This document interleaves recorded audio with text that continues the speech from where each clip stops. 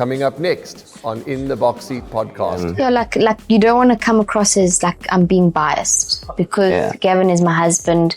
So, and like sometimes he'll come home and say, "Oh, you say well done, what a top ride, Craig Zaki," but you don't say anything to me. So I say, Gav. Bit of jealousy. Like so like sometimes.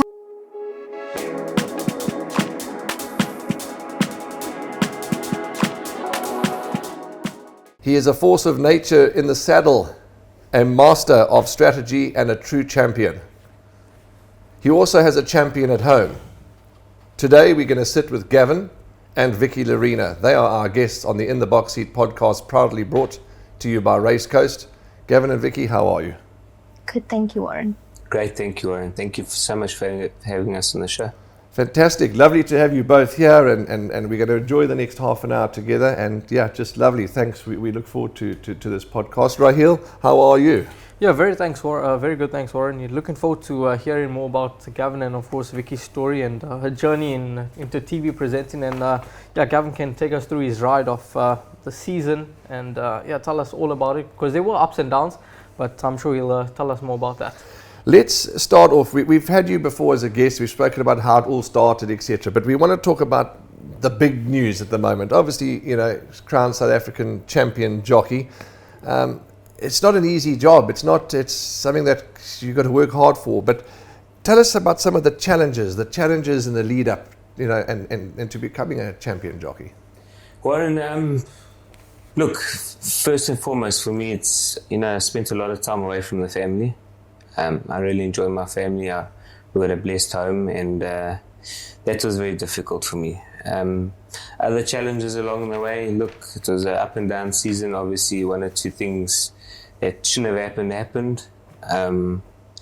But we dealt with it, and I'm very blessed. I got a strong family base, and they support me so well in so many ways, and they're always there for me through the ups and downs. But it's, the biggest thing was being away from the family. Yeah, I can imagine. That can't be easy. Definitely not. And I mean, I'm not quite sure whether you would have told many people in the public, but to yourself and to your inner circle, was it always a goal to go for the championship, or at what point in the season do you think, okay, I've got to go for it now? Yeah, look, from day dot, I said I'm going to go for it. Yeah. I went about it quietly. I didn't overexert myself early. Sure. I picked my battles. I would come down to Durban for 3 or 4 rides, or 4 or 5 rides, and have a couple of winners. I had a bit of support in Cape Town. I wasn't going every meeting. Also, just trying to pick the right meetings to go, and I was successful that way. Joburg was great to me. I think I had 180 odd winners in Joburg, but I was always in contention, and I always had it in mind. Yeah. And I think we were on an April holiday, was it, Vix? Yeah. I think we were actually in Umhlanga, and I said to the family, right, now I'm putting my head down, and we're going to go for it. And I mean, he says that we're going to go for it because there were meetings up in Highveld where he was having 4 winners a meeting, 5 winners a meeting, and then you thought to yourself, okay, he's just stretching his lead here now. Yeah, it was great to watch. You're 100% correct. Yeah. 4 winners, 5 winners a meeting. I mean, phenomenal to watch. And if you're a Gavin Lerena supporter, it was profitable to watch too. Yeah, absolutely. And Vicky, from a family perspective, I mean, what was it like having to keep the household running while Gavin was away, traveling? I mean, there would have been days where he would have just been flat, especially on maybe certain rest days. But what was it like? Look, it was very busy. Yeah. You've got 2 young kids that you've also got to concentrate on their schooling.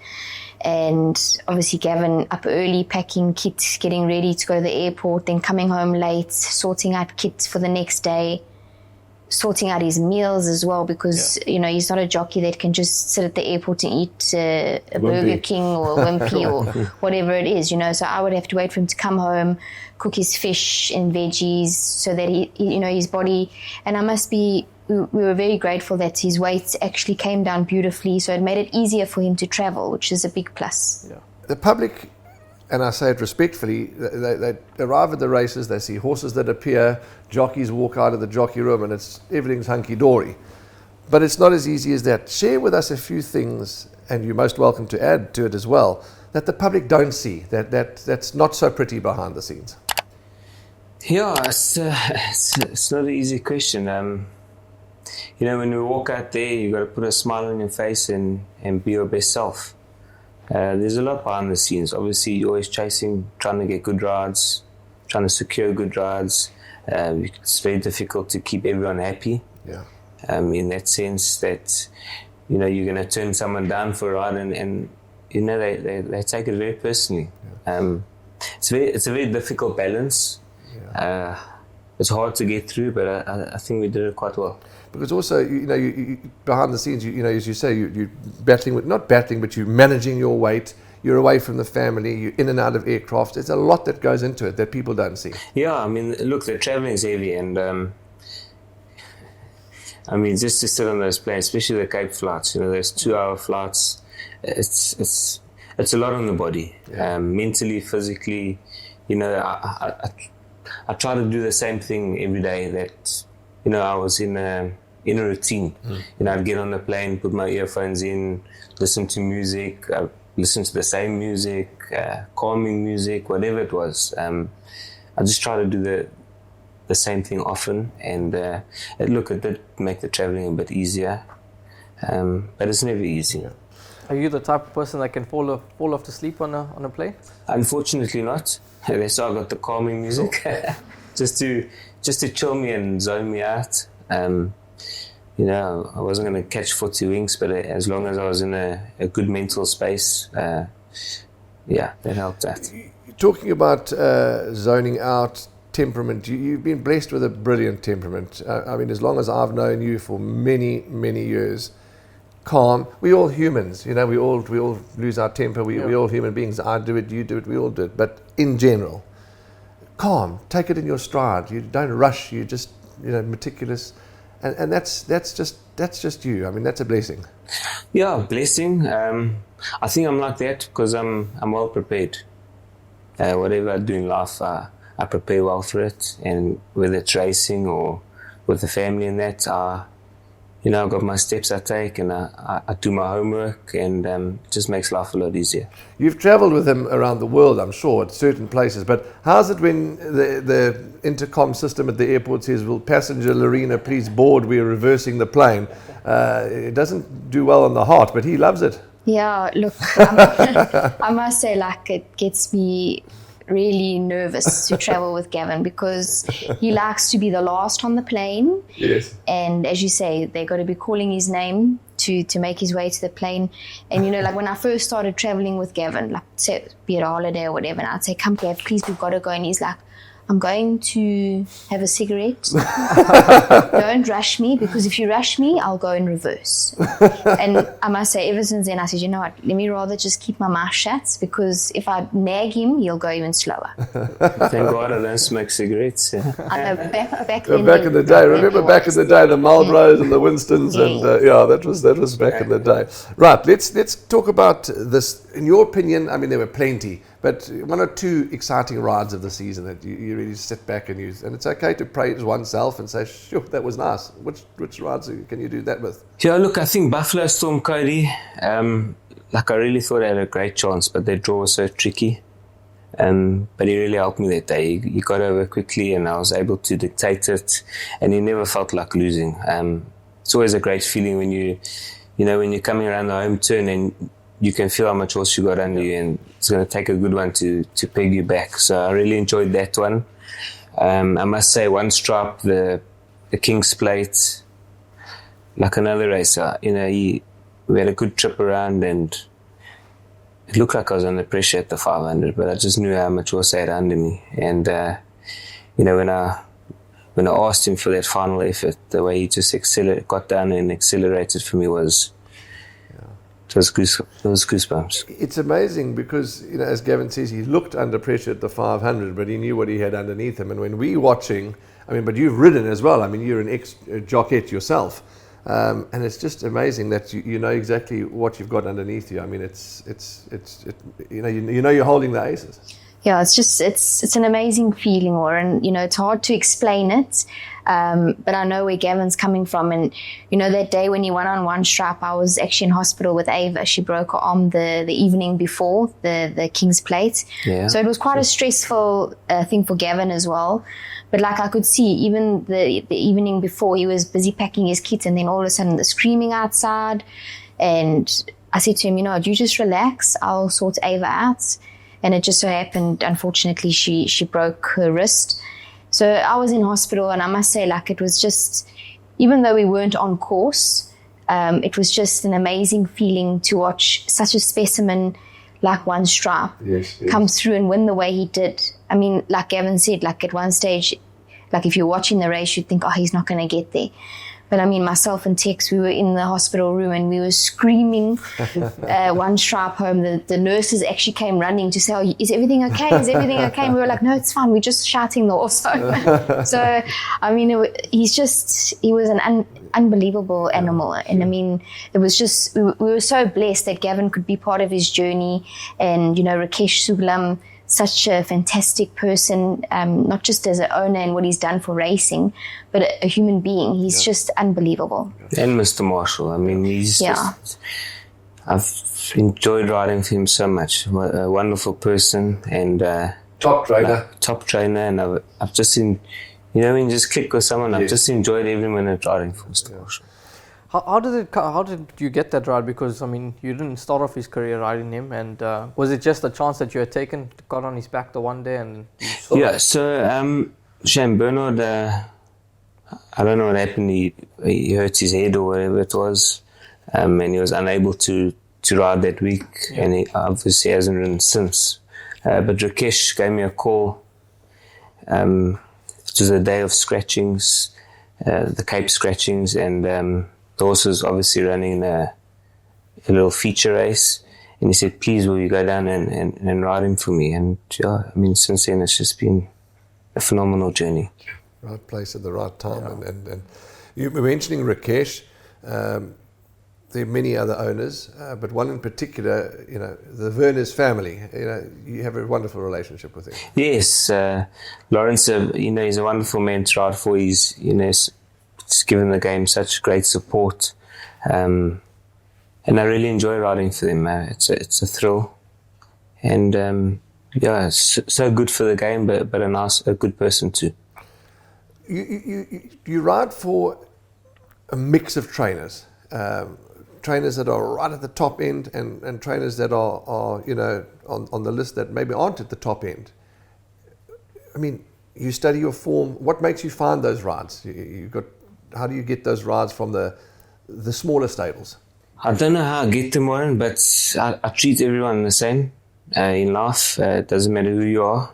I will treat you with respect, and you know, maybe that's how I get the rides. I've always done well for the smaller trainers. Everyone knows I always give of my best, and yeah, I mean, the small trainers, when I win for them, it's a special feeling. You know, it means so much to them, but it actually means so much more to me as well. So, and I think I just want to touch on one winner, like talking about small trainers and small yards, that I thought was a really special win, was when Gavin won on Samoa for Sean Patterson and the Bridget Siroff stable. I mean, obviously he had passed on. Right. It was a very sad story, and I mean, that day Gavin rode 6 winners at the Vol, and Samoa was his last ride, and I still thought, oh, he's had 5. Yeah. I don't know if he can win this one. And I said, you know, it would be so fitting because it was her last race. She was going off to stud after that. I remember that. And, you know, like even now as I'm talking, I'm getting goosebumps. And when I studied the race, I still thought, you know, it's going to be hard for her. She's giving weight to younger upcoming horses. She's running against the boys as well. I thought it's going to be really tough. But, I mean, she actually won going away. And I still got the photo of Gavin pointing up to the sky, saying, this is for Sean. Yeah. For me, that was like one of the highlights of Gavin's season when you're mentioning the smaller yards. Yes. I thought it was just, and he ended off the day so well with that 6th win. And it was so nice. It was Samoa. That's a special story, hey? Yeah. That is, they don't make movies like that. No. How many 6-timers did you have in the season? I think 1. That was your first 6-timer ever. You had a lot of 5s. Yeah, a lot of 5s. I mean, it was meant. Been blessed. Yeah, it was just. Yeah, Sean just wanted it to get a 10th win. That's it, yeah. Yeah, the stars aligned. It was, after you ride 3 winners on the day, statistically, are you going to ride 4? Yes. And to end up riding 6, and yeah, that one really meant the most. It's interesting that both Vicky and Gavin touched on it, because from our point of view, we often look at it and we say, okay, he's had 3 winners already, surely he can't have 4. I mean, it's not going to happen. And then 4 comes along and then you say 5 is never happening. Yeah. But I mean, what goes through your head at that time? I mean, is it just clear thinking, okay, I'm going out and giving it my best? Yeah, I mean, look, I enjoy winning early in the day because it just settles you for the day. Settles the nerves. You've had your winner. But to win 2 and then 3 is, okay, we're having a good day. But when you win the 4th, it's like, all right, this is a great day. This is brilliant. Yeah. I've done my job. But you got to stay focused and get on the next horse and try and make it happen. How do you handle pressure? When I say pressure, obviously with racing comes gambling. The owners that have a big bet or a small bet or any bet, or if you're going into a feature race and the horse is 4 to 10, or do you feel any difference in pressure, or you just your normal self right through? Well, and it's a very good question. I think I handle pressure very well. It's a privilege to have pressure. Sure. Privilege to ride good horses. Like I said, I mentally prepare very well, and if my horse is prepared well, I'm under no pressure. Okay. I can only do my best. Yeah. My only concern is when I'm riding a 4 to 10 shot and it should be 3 to 1. It's not a 4 to 10 shot. Sure. That's when there's pressure. Yeah, and you get up you win by a neck on a 4 to 10. It's why you're winning by a neck. Yeah. Because the horses are priced up wrong. Correct, and it's such an interesting point though that he mentions that, because often from a punting point of view, you think to yourself, okay, horse is 4 to 10, and as Gavin said, it should be 3 to 1, but from a punter's perspective, they sort of think, he's maybe pulled it up or something. Yeah, but meanwhile, the horse's price is not a true reflection of its actual ability on correct. the day. That is a huge point, and in fact, it could be worth dwelling on. You're quite right. Incorrectly priced, and maybe it hasn't got the form to it. Yeah. And then, as you say, you mentioned that you get up by a short head or you get beat by a short head. Now you got beat by a short head, and as you say, it's ridiculous, bad ride, this, that. It's the same as with Andrew Fortune, when that horse of Mike de Cox. Yeah. Mike de Cox. He's told me that story. I mean, battling mate. He said, I knew at the 600, he said, I would be lucky to run a place at the 600. You're talking about how you felt you couldn't lose at the 500. He said he was not going to run a place. He was worried. How he got the horse up to run second is a mystery. And he had to make 1 or 2 choices. Go at the top of the straight, or hold it together and bounce at the last minute. That's what he did. And, 4 to 10 should never have been a 4 to 10 shot. Correct. Even the trainer said to us in the parade ring, it should never be a 4 to 10 shot. So it's difficult.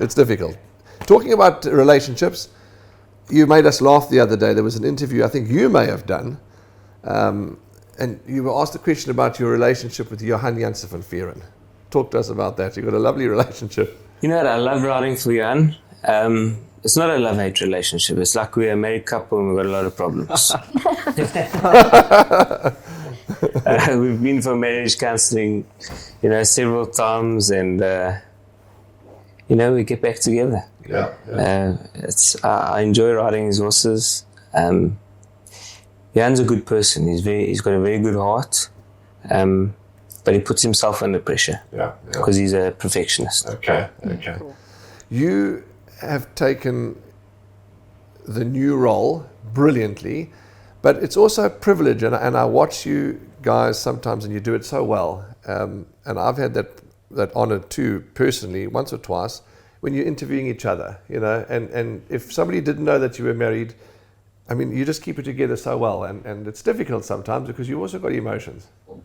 Look, I must say, I actually enjoy interviewing Gavin. A lot of people say, isn't it difficult? And then I said, no, because I'm here to do a job. And I think I come across very professionally when I do interview Gavin. And I just ask what I need to ask and keep it plain and simple. And I think I did I do quite a good job there. It is special. It is special. Yeah. I'm the opposite. When I look in the eyes, I melt. I mean, is it easy not to like let a pet name sort of slip? Can you imagine if you said, thanks, babe, absolutely brilliant job. But I mean, I think if it did, I mean, people would have a little laugh. I mean, it's understandable because, they are married. It is a special feeling. I mean, when you get married one day and your wife owns a horse that wins, I've had the privilege of interviewing my own wife when she's won a race. It's special. It's just something that you can tick off your bucket. Look, it's not easy for Vix because, I mean, I could ride the race of my life.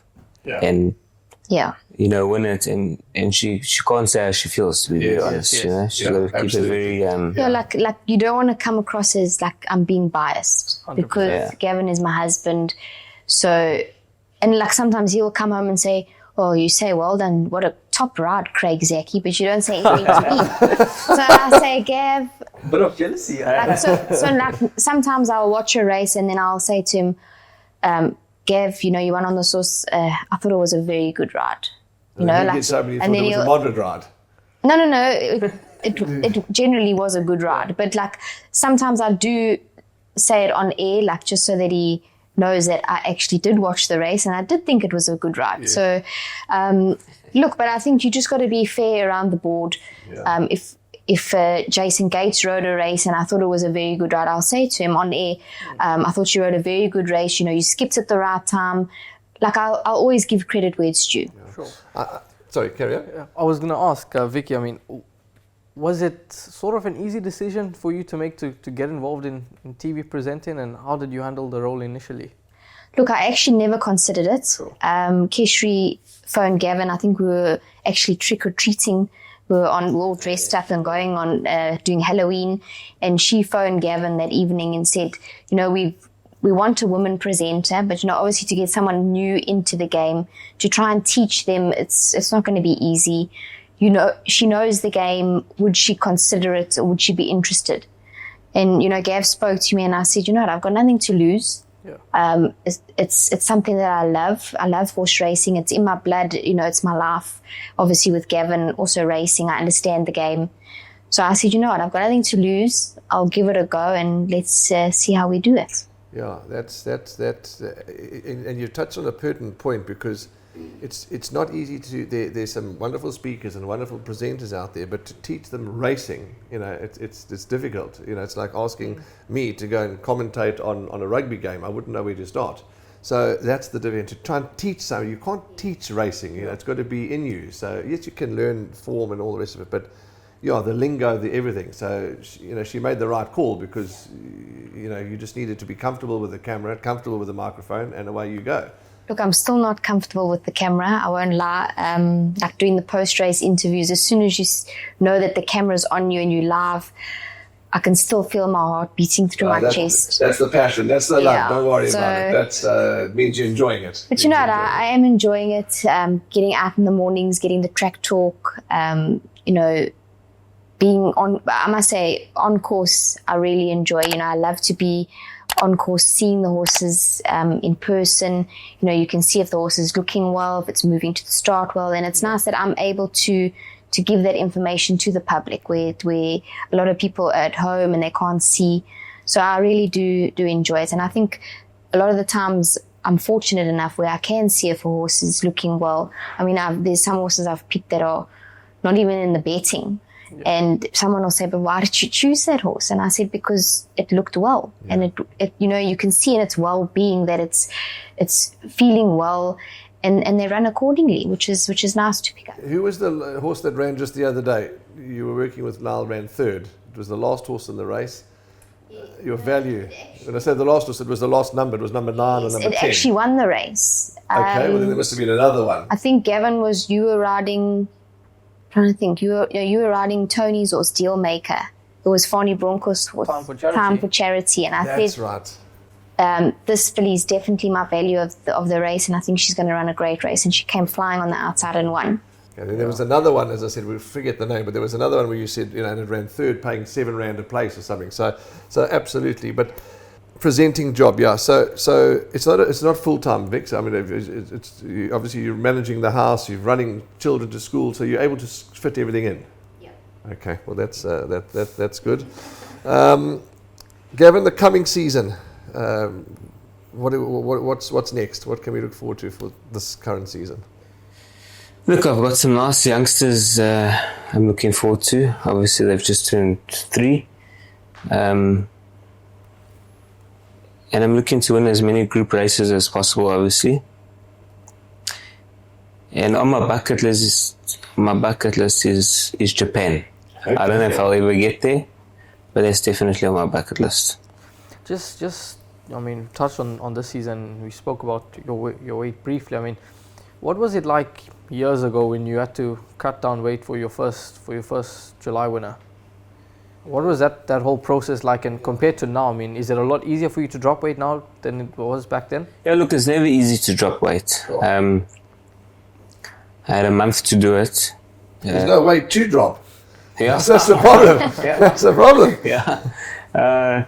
Kommet had 53 kilos and I was walking around 57, so I had to cut 4 kilos and I had a month to do it. It wasn't easy, but I had Vix with me and she cooked me. I mean, I never missed a meal. She cooked me the most wonderful meals, you know, fish and veg, but she made it so good for me, and it made it a lot easier. And because Kommet was so good, he gave me such a good feel at work. I mean, I'd never run him in a race. And the first week, I must say, was very difficult of cutting the weight. But when I went and sat on him, I was like, came home, I was, wow, I'm going to win the July. Yeah. And it made that cut so much easier.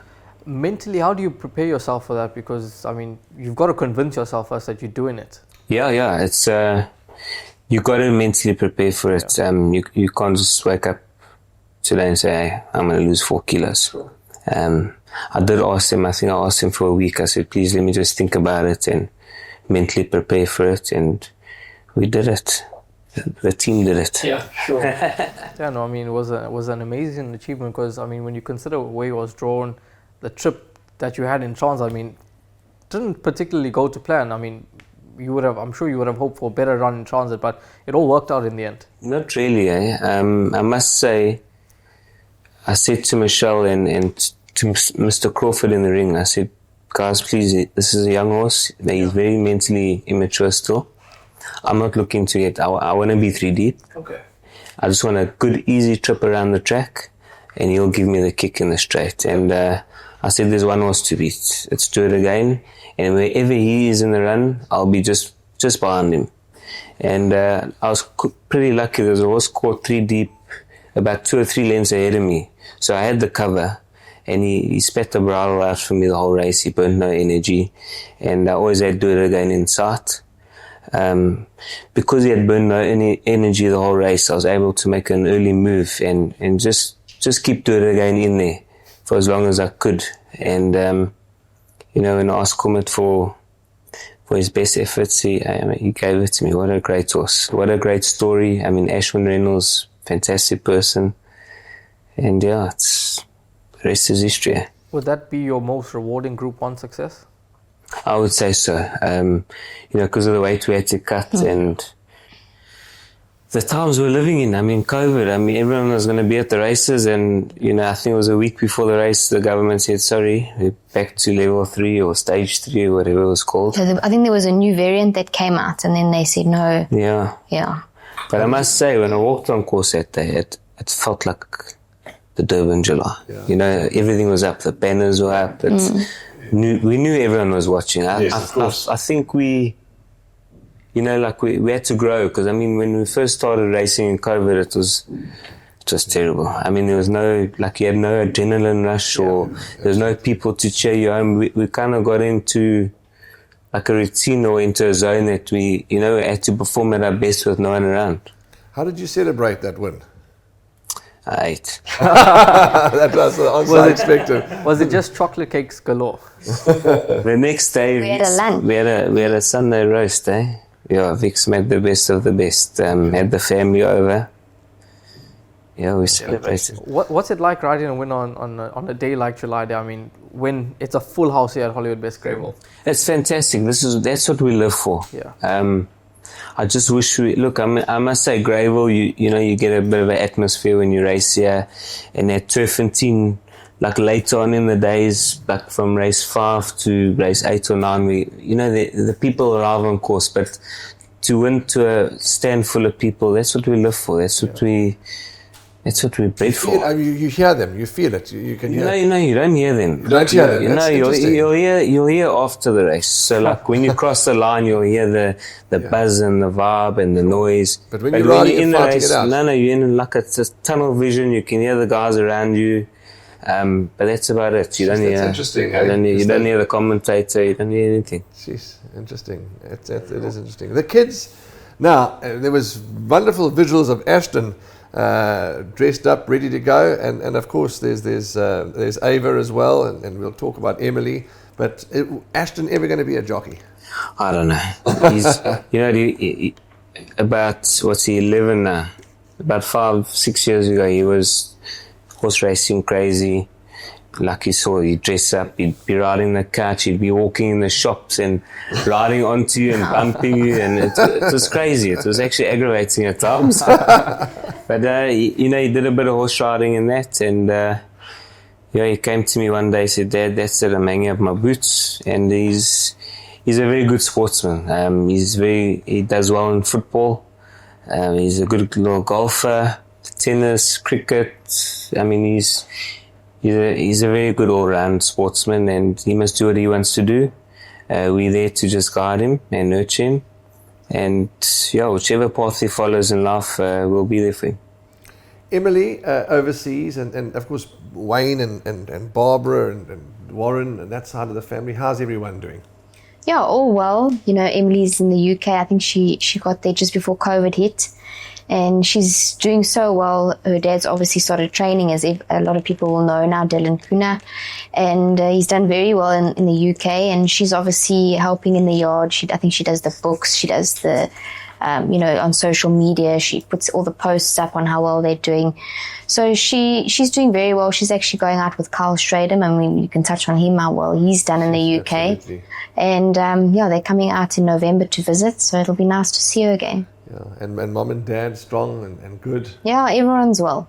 All well. How's the best staff in the land? The best staff is Gavin's mother. She's different class. And Tex, I mean, they too, and your whole family, and Kim and Kevin, and everyone's just so tight-knit, and everyone's in each other's circle. They're supportive. That's what you need. Yeah, we're very blessed. My mother's definitely the rock of our family. Stop. She is. Does she give you a lot of stick?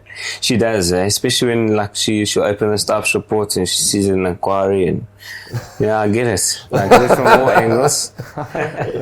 Is Dad a little more lenient? Or, he's just 100% behind me, and I can do no wrong. I do wrong, but he's there to support me. Whether I do wrong or not, he's always got my best interest at heart. I want to ask you to elaborate on a story before we wrap up. But his nickname's Mick Jagger. Mick Jagger, yeah. Why? How did he get the name? Look, he's loved Mick Jagger from as long as he can remember. Obviously, he's got his dance moves. Yeah. Can't sing a word, but he's a very good mama. And he loves Mick Jagger. There's been a. I'm sure you've seen the Mick Jagger. Absolutely, at a petrol station behind the Elangeni Hotel. I mean, that was years and years and years ago. It was an award ceremony or something, and we all went to go and put petrol, and out got jumped Tex, and he started doing Mick Jagger moves on the forecourt. It was quite entertaining. That's old Tex. So he's still got his moves. 100%. So he can't do the singing, but you can. We've heard you sing a bit. You're a different class in this singing, absolutely. The karaoke, yeah, I don't know how that happened. It's like the other day, who did we sang Happy Birthday for somebody. You must have some fun, if you can sing. But you're a different class with the singing. Quite well remembered. Yeah, very good. Guys, sure, it's been fantastic, and just to hear the story and to have you in town, Equus Award time, and it's just going to be wonderful. But the journey's great, the story's great, and just thanks for taking the time to come and be with us for half an hour. Thank you guys so much. It was an honor to be here, and blessed with a beautiful wife. She's done so much for me, and let's go next year. Let's go. 6, you've had 6 once, can you make it twice? So, because as I said, it's profitable when we follow you when there's 6 wins. It's easy. You don't need to study form. You just circle Lerena, put your 50 wins on, and off you go. Look, I had to ride the 4s and 5s and 6s. Obviously, we didn't have PE. Yeah, so the next aim 7. Yeah. 7. And then we get to a whole meeting. Yeah, that can happen. Absolutely, it can happen. Yeah, it's fantastic. And Gavin and Vicky, and to the whole family, they'll obviously watch this, and we just send love and best wishes to them all. And well done for all your achievements, and well done for your temperament. And we just look forward to watching you. It's lovely. It's just before we wrap up. It's our sport, horse racing. If you're a soccer fan and you go and watch the soccer and somebody scores a great goal, I mean, it's wonderful. That's what you do it for. And we like to see great rides and great people. So. Yeah, well done and all the best to you both. Thank you so much. Lovely. Well, that's a wrap from us then on the In the Box Seat podcast, proudly brought to you by Race Coast. Lovely to touch base with Gavin and Vicky. There's lots of action coming your way. But for now, it's left for us to bid you farewell. Punt well, be safe, and as always, we will see you in the number 1 box.